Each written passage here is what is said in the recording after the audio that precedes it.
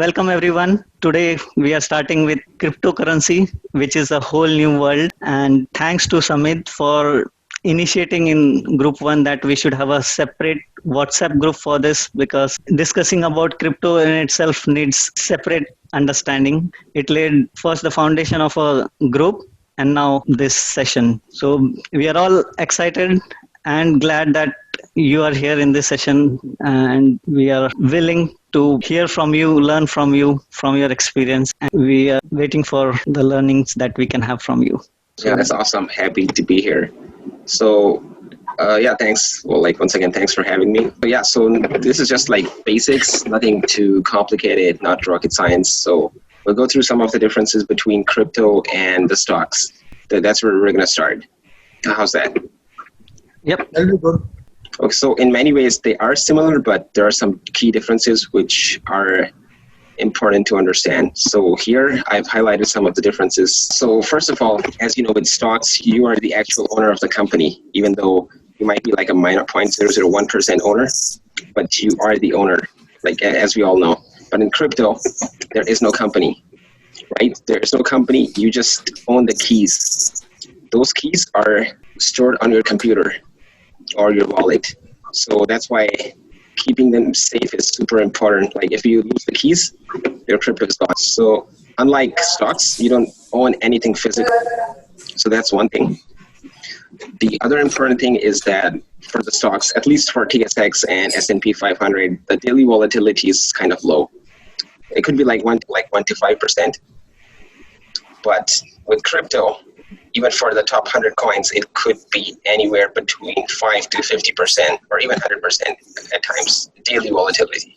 So you can see that's much more volatile, way more volatile than stocks. A lot of up potential and downward potential as well.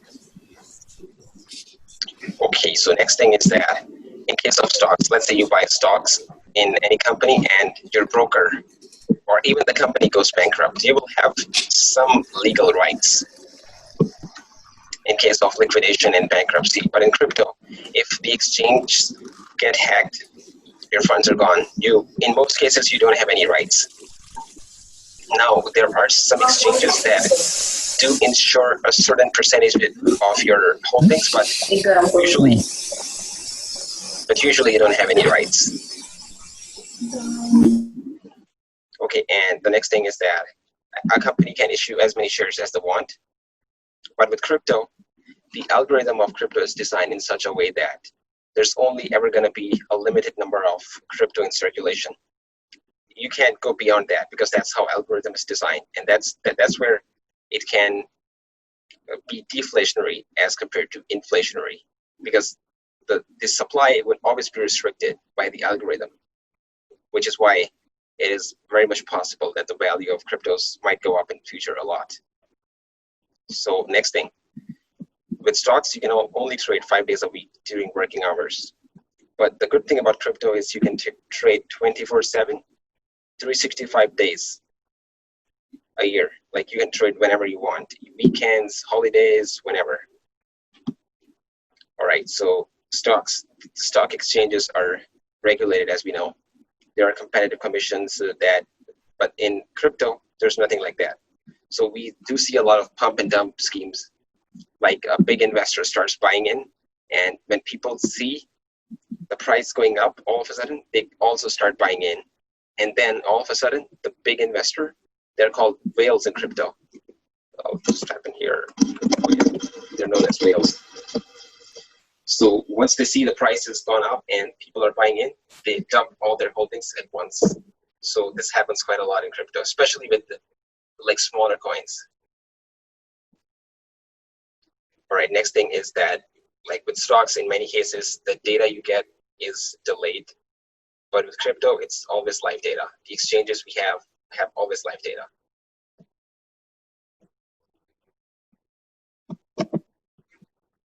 All right, so the next thing is that, once again, with stocks, many brokers require you to start with minimum 1,000, Questrade. I don't know, it's 1,000. So with stocks, many brokers require you to have minimum deposits, 1,000. But with crypto, the good thing is you can start with even $100. Okay, so the next thing is with stocks, generally you get less leverage. You get like 3 times leverage, 5 times leverage, but with crypto, you can get up to 100x leverage. Many of the exchanges like Bitfinex and Poloniex, they give you 100x leverage for trading. So you can trade with $100. So you can have $100, but you can trade with like $10,000. Okay, and with stocks, it is much harder to automate the trading. But with crypto, most of the exchanges do have API interface through which you can connect to your automated bots, and they can trade on your behalf because it's 24/7, 365 days. So there's that possibility of if you want to automate, so you can do that using bots. Okay, so that was like some basic differences, and now the next slide is recommended exchanges, like as far as my opinion is concerned. So one is Newton. I think we have discussed that in the group multiple times. It's good if you just want to like buy and hold for some time, or you want to trade a few times a week or a few times in a month. It's pretty good for that. Because it is Canadian exchange, it easily connects to your banks. You can do like direct deposits right away. But they do have higher spreads than other exchanges, and they do not have any functionality. Like you can't place limit orders, you cannot place like anything other than market orders, you cannot do that here. So that's that. So what I would recommend for someone who's looking to trade more than like a few times a week is Binance. Such an amazing exchange, hundreds of coins to trade. Even hundreds is less, maybe like 1,000 coins probably. Full featured. They have many order types. Like you can put a stop loss and take profit at the same time. They have so many order types, and you can get leverage. I think you can get up to 50x leverage on some coins, if I'm not wrong. They have very low spreads, but if you buy with credit card, then you gotta pay 2.5% fees. So that's one thing to keep in mind. So those were the exchanges, and the next thing I have here is some good sources of information. So for overall prices and general news, I would say you can go to CoinMarketCap. I have it open here. So here, this is the CoinMarketCap, which I recommend for like the general overview of the markets, and you can see all the prices. You can see the market cap, the price, the volume, the change in 24 hours. So that's a really good place to start. And they also have news, like if you click here, you can get all the latest news, that all what's going on in crypto world right now. All the rumors, all the speculations, all the news. So this is a pretty good place to start. Different analysis, and so yeah, that's a good place to start. And so there's now I would recommend 2 YouTube channels if you wanna like follow crypto world closely. So one channel is AltCoinDaily. They post a lot of videos about upcoming projects or like new developments in the crypto world. And so it's good to follow, like if you're looking for long-term investing. They do come up with like their insights and research about different projects that could go huge in future. So, and there are like so many channels, but these are the ones that I personally follow. And the next one is Cryptojack. Once again, if you follow the channel, he does like price analysis and trends and trend analysis for various cryptos and coins. So also good to follow. Right, so the next slide, yeah. So just a little bit of comparison. So I want to show you like what does BTC versus TSX look like, just for some context here.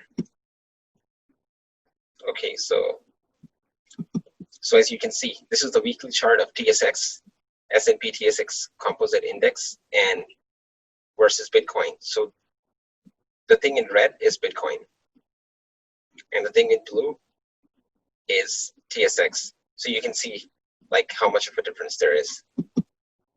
Astronomical. So like there's no comparison. You can see that the growth of Bitcoin over the past 3 years. Just look at that. It's way higher than TSX. So this means that it's like way more volatile, and probably, at least looking at the past, it's much more, the return on investment is much higher looking at the past. So just some context here. Okay, so I guess that's pretty much it for I guess that's pretty much all the basics. One more thing I would like to add: some good projects I'm following recently that I have invested in a little bit, and I will continue to do so, are the VeChain and the TrustSwap. Both are amazing projects, and you can see the price history here of TrustSwap, like how it has performed over the few, I guess, weeks. Started with 2 cents, and now it's all the way. Right now it's at $1.12, and they really do have good real-world use cases. That's that, and there's another one, VeChain, also pretty good project. They basically provide supply chain solutions. So another good project if you want to invest for the long term. You can do your due diligence about this. Pretty good project, and you can see the price also. This started way back in September 19, I guess. No, this is for the last 1 year. You can see the price has gone up quite a bit. So yeah, once again, good project, and these are not the only ones. There are so many good projects that can go huge in the future. Yeah, I guess that's it for the basics. That was wonderful. Thanks for sharing the differences between cryptocurrencies and stock. That I think most of us was looking for understanding what is the actual difference, and you have really covered it well. And then the platforms which we could use, and lastly these recommendations. It's really helpful. Thanks a lot.